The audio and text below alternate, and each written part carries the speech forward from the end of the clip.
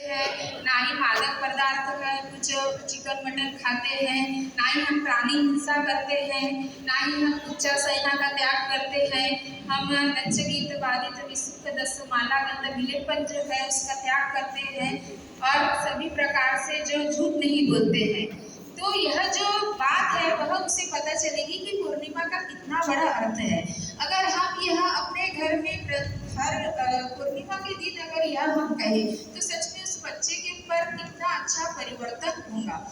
चौथा जो है कि हमें बुद्ध और धम्म जो ग्रंथ जो बाबा साहब अम्बेडकर जी ने जो लिखा है और फिर उस ग्रंथ को भदंत आनंद कौशलायन ने जो हमें दिया है लिखकर, तो उस ग्रंथ का पठन हमें इस जो पवित्र वर्षावास जो चल रहा है उस वर्षावास में हमें संकल्प लेना चाहिए कि बुद्ध और उनका जो धम्म ग्रंथ है उस धम्म ग्रंथ की हम पूरा तो नहीं पढ़ सकते, लेकिन प्रतिदिन हम उसके 2 या 3 पेज तो पढ़ेंगे ही।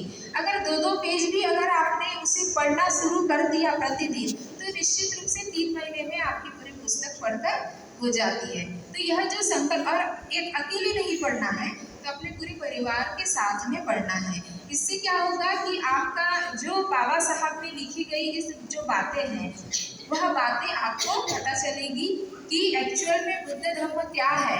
और उसमें तो बहुत सारे आप जब पढ़ोगे तो आपको पता चलेगा कि धम्म सद्धम्म क्या है और बहुत सारे उसमें बातें लिखी गई हैं। तो इसके बाद है कि हर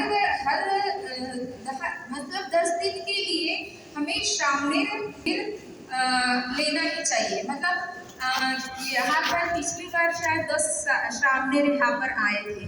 तो हर यह जो मनुष्य का जीवन है इस मनुष्य के जीवन में जो तथागत ने जो श्रावणेर जो जीवन जो हम ग्रहण करते हैं, भिक्षु जो बनते हैं, तो उसके लिए सबसे पहले 10 दिन का जो श्रावणेर शिविर रहता है, तो श्रावणेर शिविर के लिए हर एक पुरुष ने और श्रावणेरी शिविर रहता है हर एक महिला ने उसको ग्रहण करना चाहिए 10 दिन के लिए, जिससे कि आपका जो राग है, आपका जो देश है, आपका जो मोह है वह कुछ न कुछ प्रति आप थोड़ा थोड़ा दूर होगा और धम्म के प्रति आपको बहुत ज़्यादा ज्ञान महसूस होगा और धम्म के प्रति जो आस्था है वह भी निर्माण होगी।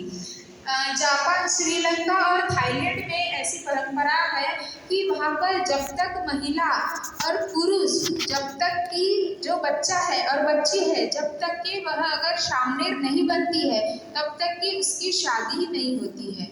और हम जहाँ जो मूल जो धर्म है हमारे भारत का, जम्बूद्वीप का जो है बाबा साहब जो दिया है तथागत ने, तो वह दूसरी स्टेट में लागू होकर वह उसे बड़ी ही अच्छे से श्रद्धा से पालन करते हैं। लेकिन हमारे भारत में अगर कोई श्रावणेर बनता है तो बाजू वाले का बेटा बनना चाहिए, हमारे घर में नहीं बनना चाहिए। अगर कोई सामाजिक कार्य करने वाला कोई बच्चा अगर सामाजिक कार्य करता है तो वह बाजू वाले के यहाँ होना चाहिए, मेरे यहाँ नहीं होना चाहिए। मेरा बच्चा तो सिर्फ पढ़ाई लिखाई करना चाहिए, अमेरिका जाना चाहिए, इस समाज का बड़ा अधिकारी बनना चाहिए और समाज के लिए कुछ भी नहीं करना चाहिए। तो यह जो सोच है, यह सोच निश्चित रूप से हमें बदलना है। क्यों नहीं हम अगर अपने बच्चे को यहाँ पर लाएंगे और वह यहाँ पर जो धर्म है वह ग्रहण करेंगे तो उतनी दूर जाने की बजाय वह किसी और धर्म में न जाते हुए अपने धर्म में ही रहेगा।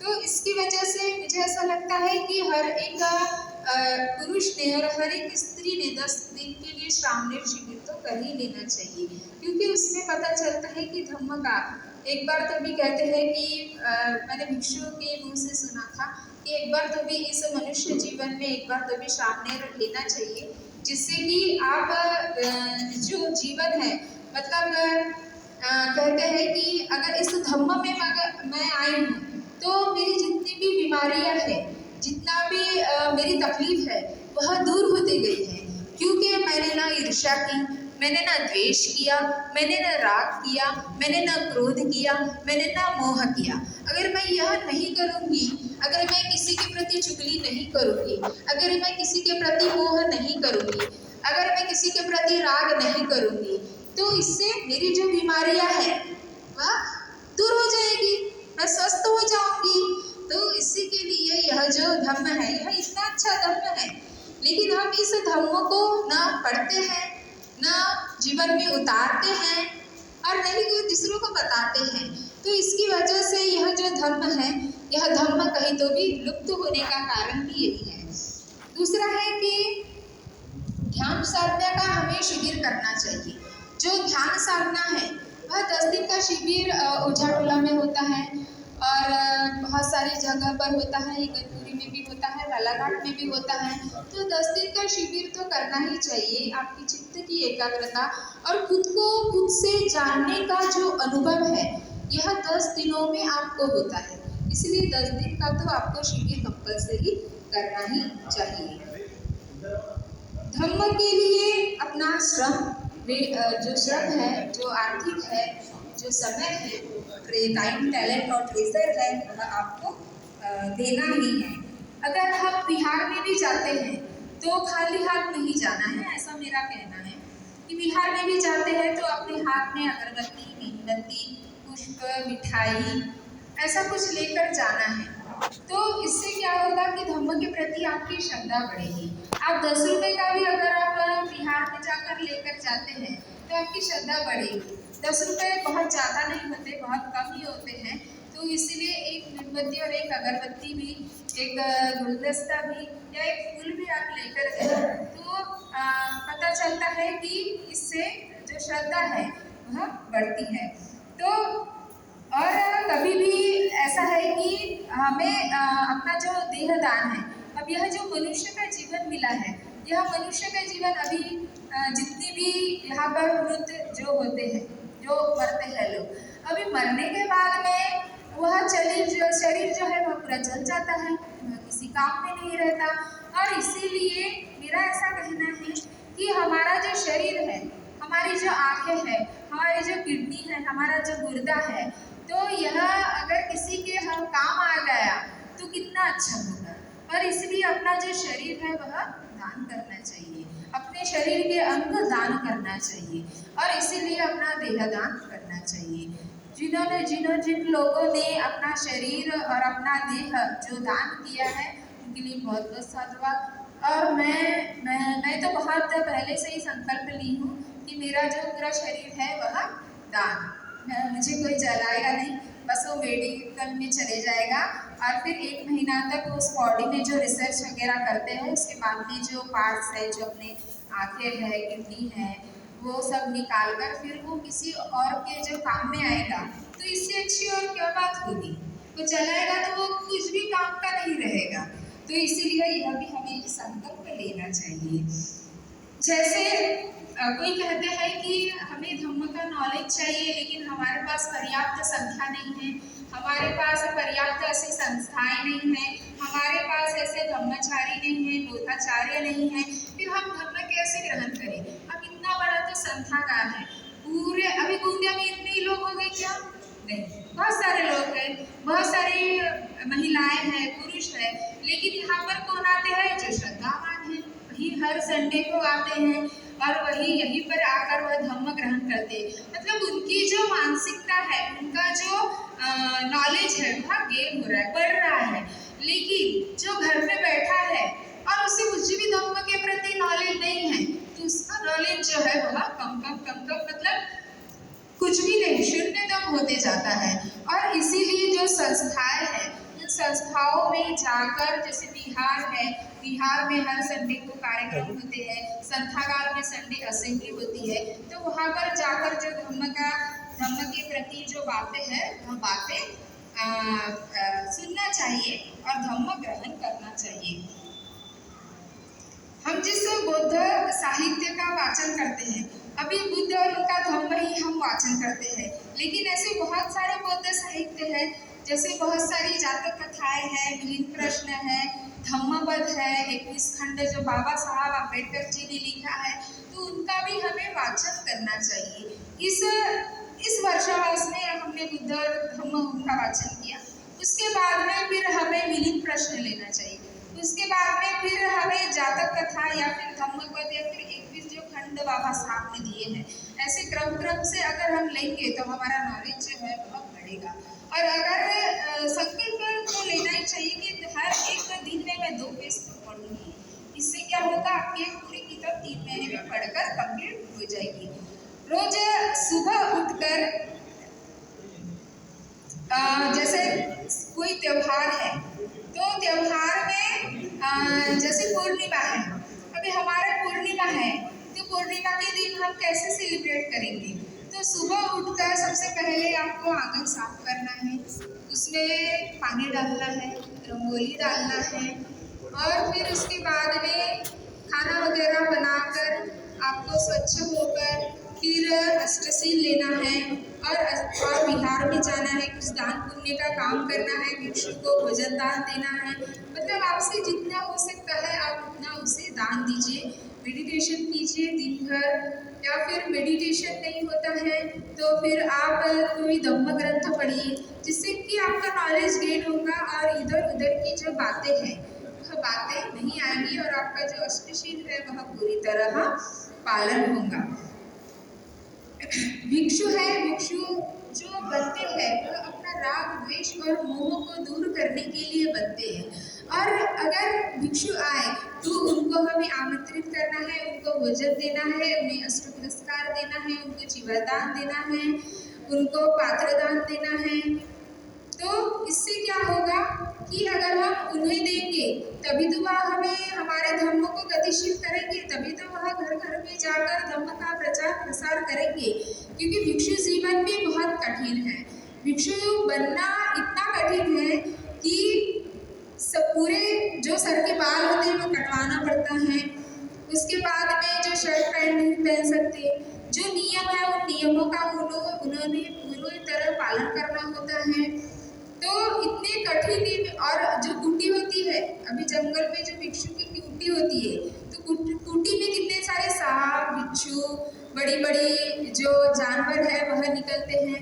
तो कभी कभी उन्हें भूखा भी रहना पड़ता है, तो कभी उपासक भोजन नहीं दिए, यानी कितना कठिन पूर्ण जीवन है। उन्होंने अपने पूर्ण जो संसार जीवन त्याग कर वह भिक्षु बने हैं। तो ऐसे जो भिक्षु है उन भिक्षु को हमें घर में आमंत्रित करते हुए उन्हें भोजनदार और उन्हें जो जो लगता है वह हमें देना चाहिए। अभी हम तो 14 अप्रैल मनाते ही हैं, 14 अप्रैल मनाते हैं बुद्ध जयंती, 14 अक्टूबर विजयादशमी और वर्षावास का पर्व तो हमारे लिए बहुत ही मतलब एक उत्साह जैसा आता है कि हमें अब करना ही है। और उसके बाद में जो धम्म पर्यटन जो है उस धम्म पर्यटन में भी हमें जाना है। जैसे हमारे जो है धम्म पर्यटन स्थल लुम्बिनी है, जहाँ पर सिद्धार्थ का जन्म हुआ था, बुद्ध गया है जहाँ पर सिद्धार्थ को ज्ञान की प्राप्ति हुई थी, कुशीनगर है जहाँ पर महाकारुण्य तथागत भगवान का महापरिनिर्वाण हुआ था, श्रावस्ती है, कपिलवस्तु है। तो ऐसी जो स्थान है, धम्म स्थान है, तो प्रत्येक एक वर्ष हमें जाना ही चाहिए, जिससे कि हमारी श्रद्धा है वह श्रद्धा बढ़ेगी। जैसे जहाँ पर भी हमें सुनने मिलता है कि यहाँ पर धम्म कार्य हो रहा है, हर संस्थागार में हर संडे को धम्म असेंबली होती है, अच्छे अच्छे वक्ता आते हैं, अच्छी अच्छी हमें बातें बताते हैं और फिर वह बातें सुनकर जो हमारा धम्म का नॉलेज गेन होता है तो हमें वहाँ पर निश्चित रूप से जाना चाहिए। तो और जहाँ पर विहार है, जहाँ पर प्रोग्राम हो रहे हैं, वहाँ पर जाकर भी हमें धम्म का प्रचार प्रसार करना चाहिए। जो भी और ऐसे भिक्षु हैं जो धम्म का प्रचार प्रसार करते हैं, जो बोधाचार्य हैं, जो धम्म के प्रति एकदम व्याकुल है कि लोगों को बताने के लिए, तो ऐसे लोगों का हमें स्वागत करना चाहिए, ऐसे लोगों को हमें चांस देना चाहिए और अपने विहार में बुलाकर या फिर संस्थागार में बुलाकर ऐसे जो बोधाचार्य है या भिक्षु है, जैसे यहाँ पर तो कोई मतलब संस्थागार में तो हर संडे में होता ही है। अभी हमारे जो 300 वर्ष जो है भिक्षु वह आकर हमें ज्ञान की जो बातें हैं वह धम्म हमें बता कर गए हैं। उसके बाद में फिर हर संडे में अच्छे अच्छे वक्ता यहाँ पर आते हैं और बताते हैं। तो कहने का अर्थ यही है कि हम अपना नॉलेज कैसे गेन करें, और इसीलिए हमें हर धम्म कार्य में हमें जाना चाहिए। जैसे अगर सोशल मीडिया है, यूट्यूब है, इंस्टाग्राम है, टीवी है, जैसे आवाज़ इंडिया टीवी चैनल जहाँ पर बुद्ध के ऊपर जो बातें बताते हैं, मासिक पत्रिकाएं हैं जहाँ पर हमें धम्म समझेगा, ऐसे हमें किताबें भी पढ़ना चाहिए। तो धम्म कार्यक्रम में सहभागी होना चाहिए। अनेक विद्वान अभ्यास ज्ञानी व्यक्ति है जो चिंतन और मनन करते हैं एक पुस्तक पढ़ने के बाद में। तो ऐसे अगर ज्ञानी व्यक्ति है तो उनकी बातें हमें सुनना चाहिए, और ऐसा वक्ता अगर हमारे दुनिया में कहीं आ रहा है तो हमें समय निकाल कर उसको सुनने के लिए हमें जाना चाहिए। यही कहना चाहूँगी कि जैसे आर्य जी है, जो भिक्षुनी है, जो आर्य जी है, जैसे श्रामणेर है, शीलवान उपासिका उपासक है, जो बोधाचार्य है, भिक्षु है, तो ऐसे अगर कोई धम्म प्रचार प्रसार कर रहे हैं तो उनका बहुत बहुत साधुवाद, जो अपना समय से समय कीमती समय निकाल कर वह अपना समय दे रही है, वह पढ़ रही है। अभी मुझे भी यहाँ पर बोलना था, इसलिए मैंने कल पढ़ा, आज नहीं पढ़ा, कल पढ़ा। तो कहीं तो भी मैं अपना समय निकाल रही हूँ उस चीज़ के लिए, क्योंकि मुझे वह बताना है। अगर बताने से, धम्म बताने से अगर किसी व्यक्ति के अंतर में परिवर्तन होता है तो बहुत अच्छी बात है, वह धम्म के प्रति अगर जागरूक हो रहा है तो ऐसे जो धम्म प्रचार प्रसार करने वाली उपासक और उपासिकाएं जहाँ बन रही हैं, तो निश्चित रूप से आपने जैसे मुझे आज आमंत्रित किया, हम सभी को आमंत्रित किया, और हमेशा आप हमें आमंत्रित करते हैं, इसके लिए मैं आपका बहुत बहुत साधुवाद करती हूँ। बुद्ध धम्म संग ही श्रेष्ठतम धर्म है, और इस बुद्ध धम्म यह जो रत्न है, इन रत्नों के सिवा ऐसा कोई रत्न नहीं है जिसमें आपका मंगल और कल्याण हो, क्योंकि ये एक ही ऐसा धम्म है जो मानव एक समान की बात करता है, जो हर जाति, हर संप्रदाय, हर किसी भी जाति का, किसी भी संप्रदाय का, किसी भी धर्म का कोई व्यक्ति क्यों न हो, चाहे वो अमीर हो या गरीब हो, उन सभी को वह एक सूत्र में बांधने का काम करता है। यहाँ तक कि वह जो प्राणी मात्र जो है, अब जल के रहे, थल के रहे या गगन के रहे, उन सभी के लिए वह मंगल मैत्री करता है। हत्या नहीं करने की जो भावना है, मतलब इतना बड़ा, इतना अच्छा धम्म अगर हमें दिया गया है, और अगर हम सही में इसका अच्छे से पालन करेंगे तो हमारा जीवन कितना सुचारू रूप से और कितना मंगलमय और बीमारी मुक्त होगा।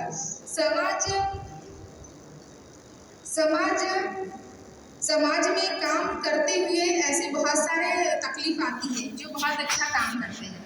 अभी संगोष्ठी का ही ले लो, संगोष्ठी ही हम जाती है महिलाएं, 3 महीने काम करती हैं, भिक्षु हर घर में जाते हैं, बिहार में जाते हैं, धम्म का प्रचार प्रसार करते हैं, कोई बोधाचार्य जाते हैं घर में, धम्म बिहार में प्रचार प्रसार करते हैं।